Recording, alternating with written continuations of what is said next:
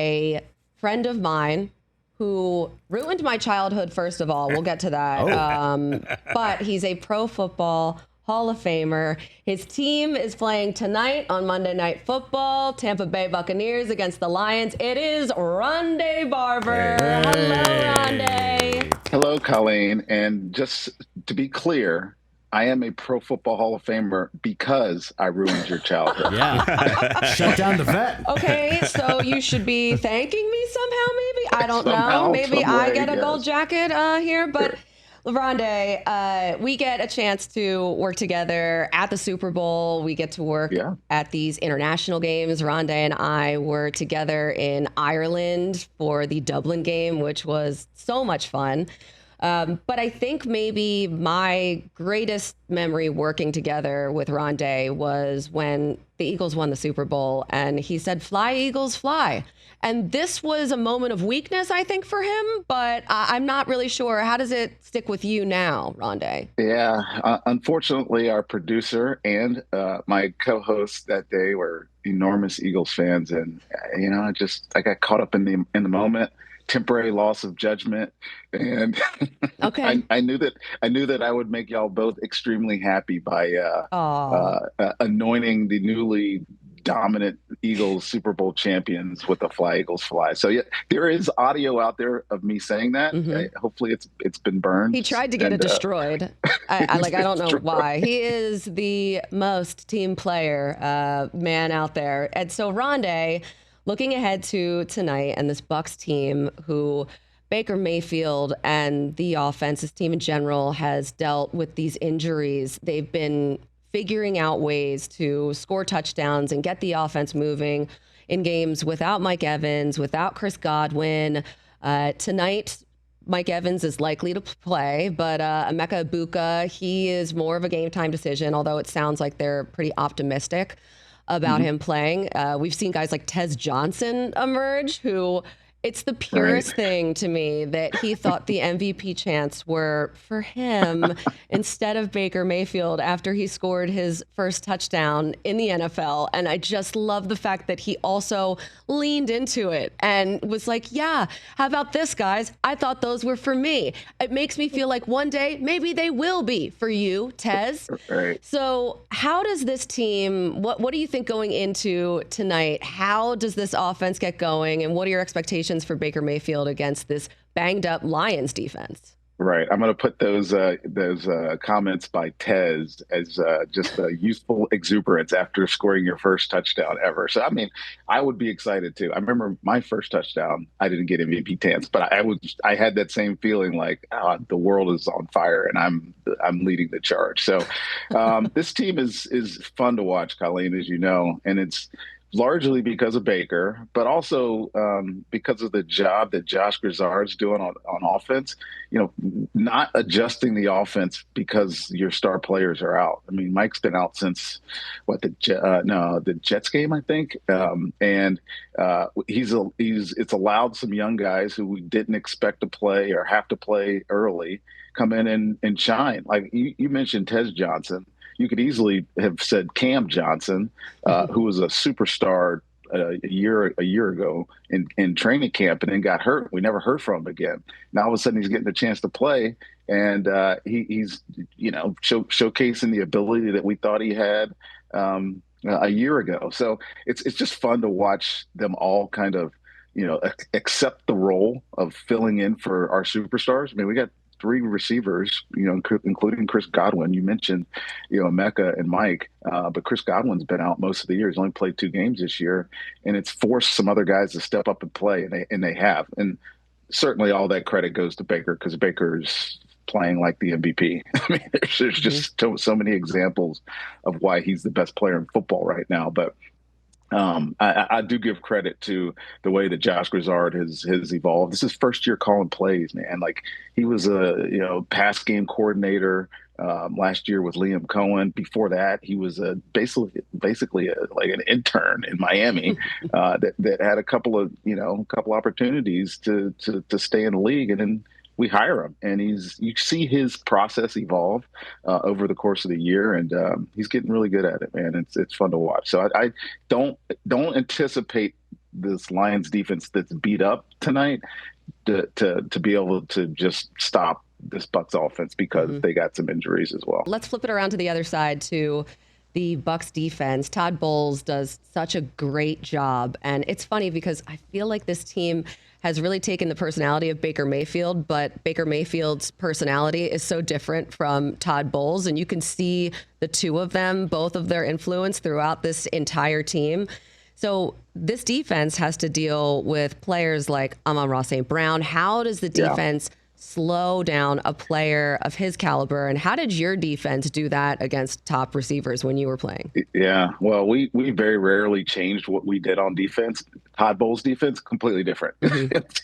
He's got so many variations and iterations to his coverage schemes and, what he asks his players to do. Look, there's some really good players on this Bucs defense. Zion McCollum was hurt last week. He's hopefully coming back. I don't know what his status is, but I think he's coming back. We drafted a kid. His name is Jacob Parrish out of Kansas State. He has done an awesome job at nickel, and he's been starting outside with some of the injuries as well.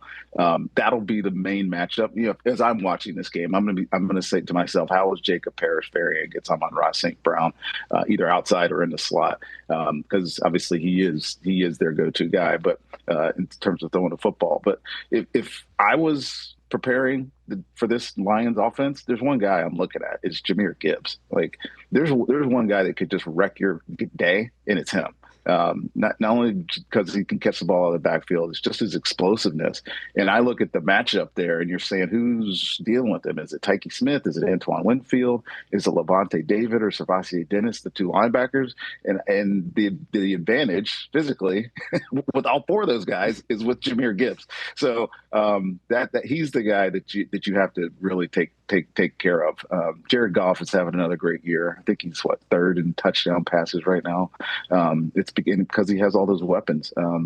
You always like to think games like this turn into shootouts and the team with the last possession wins. I would not be shocked if that's how this one ends up tonight. Yeah, Ronde, good to see you, man. Thanks for joining us. Yeah. Why does Jared Goff not get enough love nationally? Yeah, because he failed once in the mind of his head coach in Los Angeles. When you're a high draft pick and you go to same reason Baker doesn't or hasn't gotten it. You get drafted high, you fail at the team that drafted you, and the narrative just sticks with you that you can't play, which is completely ridiculous because Jared Goff took them to a Super Bowl and lost, right? But then he comes to Detroit and he turns into the dude that you thought he was, right? When they drafted him, with a great surrounding supporting cast, a great team surrounding him and buying into him. I don't know. I mean, people that know.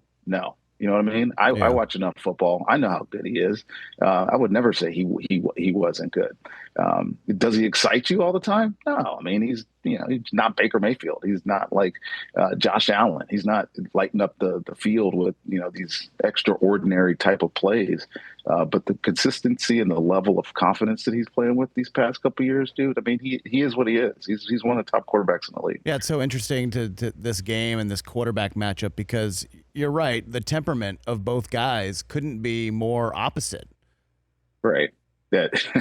Baker's different. Colleen just mentioned, but the difference between Baker and Todd Bowles. Their temperaments are actually pretty similar. Todd's a tough dude, man. Like that quiet, calm demeanor that you get, that you see in the press conferences, where he's just kind of looks like he's completely uninterested, is like there's an undercurrent of like rage there that never comes out unless you're on the wrong side of it. But when you see it, you're like, oh, that's it. So Todd likes a team that's tough, has a tough mentality, can deal with anything. Adversity is like part of the growth process, and that's what Baker has brought. So they're actually very similar, Colleen. He's got that fire under the surface, just bubbling. Yes, but Baker's just is unmasked always. Yes, exactly. It's just right there. It's on his sleeve. Well, Todd Bowles sometimes has that Caldwellian stare. Yes, exactly. And he's like sort of soft spoken. Yeah. So but you know that he is like, he's a killer. Like in terms of his defense, he is going to go out there and he is going to try and wreck a game plan. Right. But just a man of few words. That's all it is. You know what? It doesn't take many words, honestly. TJ? What's up, Ronde? How you doing? What's up, man? How you doing, bro? A guy that I'm a big fan of, and I know all of us here are fans of, is Mike Evans. Yeah. He's been as consistently great as any receiver that there's ever been, year after year after year after year. What do you kind of contribute that consistency that he has to? Because he's had some great quarterbacks and then he's had some not so great quarterbacks, and yet year after year, you know, unless injury hit like this year, you knew what you were going to get out of Mike each and every year, and it just never falters. Right. Well, he had Jameis, he had Mike Glennon, I think, at the very beginning. You know, he's had Tom Brady then, and now he's got Baker. He was pretty good. Yeah, he was pretty good. Mike, and love Mike to death. He's probably the best offensive player we've ever had in team history. And I don't think I'm saying that lightly. In fact, the 50 greatest Bucs, he finished above me at number 4. So who's counting? I mean, who's counting? I'm not paying attention. He's bigger, and just being around this team for all of his years, obviously, he's bigger, faster, and more competitive than you think. And I think people that don't really know Mike, and he's, you know, sometimes you get lost down here in Tampa.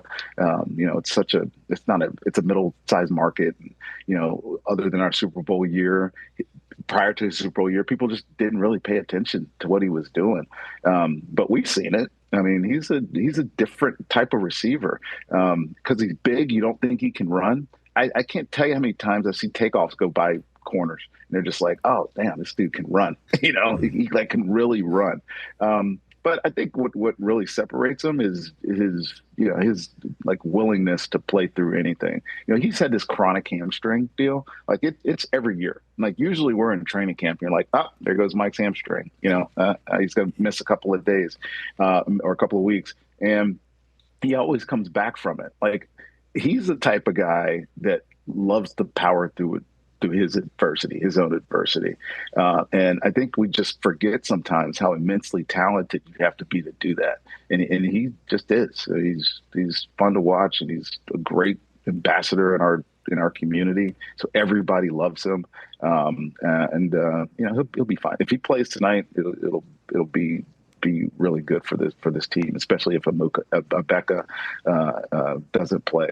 Emeka's injury, by the way, last week, I was watching it on the film. I never saw it grab. I never saw him like reach for the back of his hamstring. So the fact that he might play probably means that it just got tight at some point, and they decide out of the abundance of caution that, you know, this sensation shouldn't keep going. We should try to make sure he's available since we don't have any other receivers active. So hopefully they both get a chance to play. But you know, Emeka and Mike Evans in the same lineup, that's tough to deal with for any defense, especially one that's missing 4 secondary players, I think, right? When I think of Mike Evans, I just will never forget the victory lap that he basically took last year when he finally tied the record with Jerry Rice, 11th straight season with 1,000 yards receiving. And he was so excited, but he was also just so fired up. And that was just such a cool moment. And I'll never forget the look on his face. So he's so consistent. He has been for so long, to TJ's point. And no matter who the quarterback is, Mike Evans has always been the one to show up. And now you got Egbuka too. Like, what? Come on. He's been so dominant this year. But in general, when the Bucs play the Lions, do you get a little nostalgic because of your past performance against them? And that game, what was it, 2008-ish, around then? Yes. Yes. There was, what year was it? I think it was 2008. I think you're right. I mean, obviously I played in the NFC Central before it became the North. So I came into the league playing against the Lions, Vikings, Packers. So I've got a lot of history. I played against Barry Sanders twice a year. That was fun. That was awesome. I'm sure. But yeah, there was a point in my career. I presume you're talking about the point in my career, Colleen, where it was almost towards the end, and then I had there was a thought that I was going to get replaced in Tampa by some younger corners, and I hadn't really done anything that year, and I was set to get benched that day prior to this game in Detroit. No way. And ultimately Monty decided not to do it. Let Ronde go out there and play. He's been doing this forever for us. Ended up with two interceptions and a touchdown. And I played 4 more years after that. And the thought of me not me being on the field was gone. That is okay. Wow. Talk about playing under pressure and with a deadline. We were talking earlier about the Broncos just saving themselves for the fourth quarter. Oh, God. This is your version of that. Oh, you want to bench me? Hold on a second. Wait, I got a little something for you. That is awesome. Oh my God. I love that. Yeah. That's part of my Hall of Fame story, Colleen. Yeah. Yeah. Always really dealing is. with adversity. Yeah. What was it like going up against Barry Sanders? Oh, not good. What did that feel like? Right. They have these old posters that they had around the building back at old One Buck. And it's me and Barry Sanders kind of in the hole. I'm kind of going up to tackle him. And I know for a fact, it looks like I probably would have got him on the ground, but I know for a fact that he ran right by me. But it's a really cool, it's kind of like that. I'm almost touching him. And it's oh, did you tackle Barry right here? No, I didn't even get close to him. It's just the air behind him. Fortunately for me, I only played against him 1 year because in '97 when I got drafted, I didn't play much. But in '98, I played both times we played Detroit, and he retired the next year. So I didn't have to deal with them much, but the few times that I did was not always great. A real treat. Yes. Yeah. That's what you call a treat. Well, it has been a real treat watching Baker Mayfield do the things that he's done with this team and really kind of turn the narrative around about himself in the league. Because I think about how people thought about him when he was with the Browns, and he was not living up to his expectations because of the situation that he was in. And then when he and Sam Darnold were with the Panthers, and he signs this 1-year deal with Tampa Bay and then absolutely goes out and just destroys it and does in a perfect way, in a great way. He kills it out there. And I agree.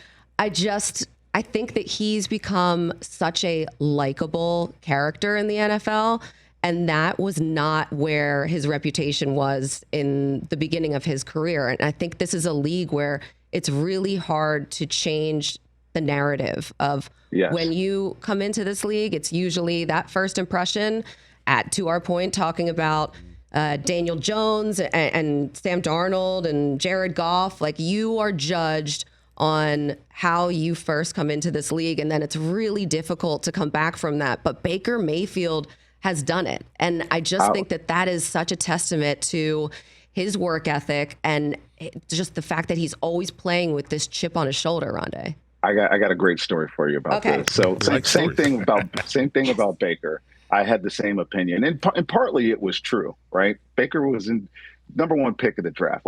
You can't discount the fact that the league just made him the number 1 pick in the draft with Cleveland when he was drafted by Cleveland. But I had the same opinion of Baker, and he was probably immature, right? He probably did some things wrong, or that he would rather do over. But he's matured since he's got to Tampa, right? He's married now. Him and Emily have kids, and he is this guy that really has great balance in his life now. But I remember the year Jason Light signed him. I was going out to Tahoe to play in American Century, right? And Jason called me. He's like, "Hey, you might see Baker out there. Tell him how, you try to get to know him a little bit. Say hello." Right? As fate would have it, we get paired together one day, okay? And I'm out there with my buddy Nick. He's my caddy, that all the time caddy here in Tampa. I take him out there, and he goes, "Oh my God, are we playing with Baker Mayfield?" And I'm like, "Yeah, we're playing with Baker." He goes.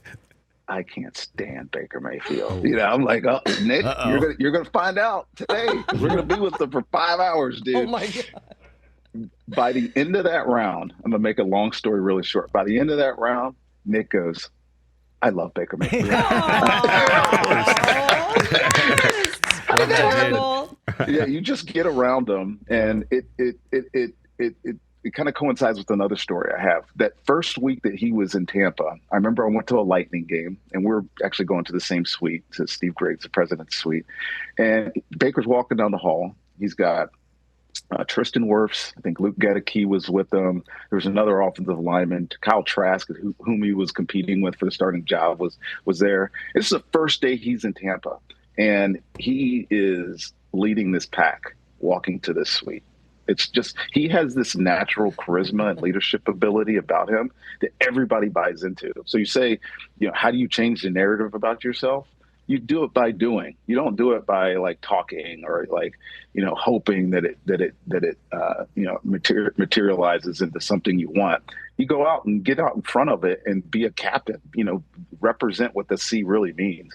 And in every single way, he's done that here in Tampa. I mean, we talk about this now getting recognition, but he's been doing this for 3 years. Mm-hmm. The last year was a career year for him in terms of yards and touchdowns, and obviously threw a lot of interceptions, but he's got one this year. He's cleaned up the things that he wanted to work on this year. And now it's starting to look like, man, this is the guy that was the #1 pick in the draft. I kind of gave him a little low five, and I said, "Don't you headbutt me, dude." He's just that guy, man. You just love the guy. He's fun to watch, and he's such a great competitor. He really he's been great for Tampa. He's cool. He's calm. He's confident. He has that swagger, and that just is contagious throughout the entire locker room. It's been really fun to watch. It's been awesome talking with you, Ronde. When I asked you if you would come by, I said that, the Eagles, this was before yesterday. I said the Eagles, they haven't been doing that great, so you can throw some punches at them if you want, like as part of the, come on the show, hang out. I'll just, as I say goodbye, I will hit you with a Go Birds. Sorry, we didn't get to that. We ran out of time, and they also won. But also, go Bucs, and thank you for coming by today. Great to see you as always, my friend. Good to see you, Colleen. I'll see you again, bud. Ronde Barber. Yes.